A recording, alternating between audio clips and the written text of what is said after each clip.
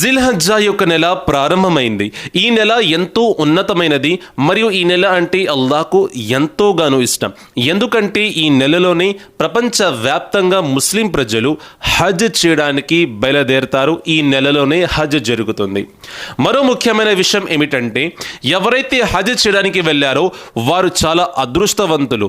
మరియు ఎవరైతే హజ్ చేయలేకపోతున్నారో వారు ఈ నెలలో మీరు ఇంట్లో కూర్చుని ఈ 3 విషయాలపైన అమలు చేయగలిగినట్లయితే మీకన్నా అదృష్టవంతులు ఈ ప్రపంచంలో మరొకరు ఉండరు. సోదరులారా, సోదరిమణులారా, కుదిరినట్లయితే మీరు ఈ 3 విషయాలపైన అమలు చేయడానికి పూర్తిగా ప్రయత్నం చేయండి. ఇన్షా అల్లా దీని యొక్క ఫలితాలు కూడా అల్లా మీకు ప్రసాదిస్తాడు. మొదటి విషయం, జిల్హజ్జా నెల 1వ తారీఖు నుండి 9వ తారీఖు వరకు ఉపవాసం ఉండడానికి ప్రయత్నం చేయండి.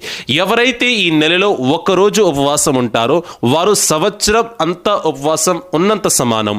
కనుకనే మీరు ఈ 9 రోజుల పాటు ఉపవాసం ఉండండి. ఒకవేళ కుదరకపోతే 5 రోజులు ఉండండి. అది కూడా కుదరకపోతే 3 రోజులు, అది కూడా కుదరకపోతే కనీసం 2 రోజులన్న ఉపవాసం ఉండడానికి ప్రయత్నం చేయండి. సోదరులారా, ముఖ్యమైన విషయం ఏమిటంటే ఈద్ రోజు జిల్హజ్జా నెల యొక్క 10వ తేదీన మీరు ఉపవాసం ఉండరాదు.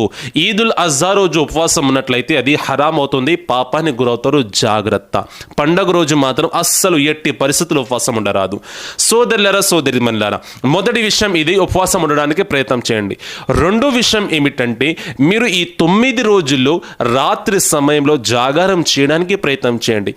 ఎందుకంటే ఈ నెలలో జాగారం చేసినట్లయితే ఈ నెల యొక్క ఒక్క రాత్రి షబే ఖదర్తో సమానం.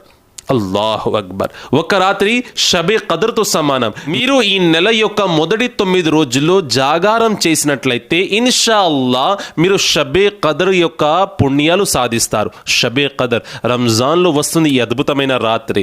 సోదరులారా, ఈ రాత్రి 1000 నెలలతో సమానం. ఎన్నోసార్లు మనం విన్నాము. ఈ రోజుల్లో మీరు గనక జాగారం చేసినట్లయితే షబే ఖదర్తో సమానం గల రాత్రిలో మీరు జాగారం చేసిన వారవుతారు. మీరు ఈ రాత్రిలో ఏం చేయాలంటే ఖురాన్ షరీఫ్ని చదవండి, అల్లాహ్ యొక్క ఆరాధన చేయండి, మరియు ఈ నెలలో మీ జీవితంలో విడిచిపెట్టిన నమాజ్లను చేయండి. ఖజా నమాజ్ను చేయండి, అలాగే నఫిల్ నమాజ్లను చేయండి. ఇన్షా అల్లాహ్ తగిన ఫలితాలు అల్లాహ్ మీకు ప్రసాదిస్తాడు. సోదరులారా, సోదరిమణులారా, మొత్తం జాగరం చేయలేకపోతే కనీసం 2-3 గంటల సమయం అన్న కూర్చొని సలాతు తస్బీ నమాజ్ చేసి ఖురాన్ షరీఫ్ చదవండి. అల్లాహ్ మీకు పుణ్యాన్ని ప్రసాదిస్తాడు. చివరి 3వ పాయింట్ ఏమిటంటే ఈ నెలలో మీరు ఎక్కువగా జిక్ర్ చేయండి. అది ఎలా అంటే సుబ్హానల్లాహ్, అల్హమ్దులిల్లాహ్, అల్లాహు అక్బర్, లా ఇలాహా ఇల్లల్లాహ్. ఈ యొక్క జిక్ర్ మీరు చేస్తూ ఉండండి.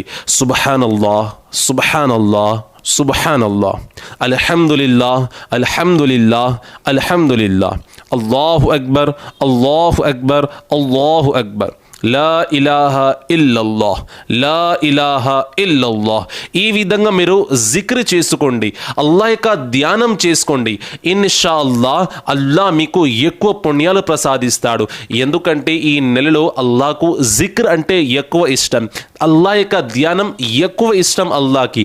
కావున మీరు ఈ నెలలో అల్లాహ్ యొక్క ధ్యానం చేయడం మాత్రం మర్చిపోకండి.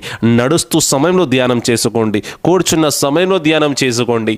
సోదరులారా, ఈ నెల మళ్ళీ వచ్చే సంవత్సరం అల్లాహ్ మనకి ప్రసాదిస్తాడో లేదో మనం చెప్పలేము. ఈ యొక్క నెలని చివరి నెలగా భావించి ఈ 3 పనుల పైన తప్పకుండా అమలు చేయడానికి ప్రయత్నం చేయండి.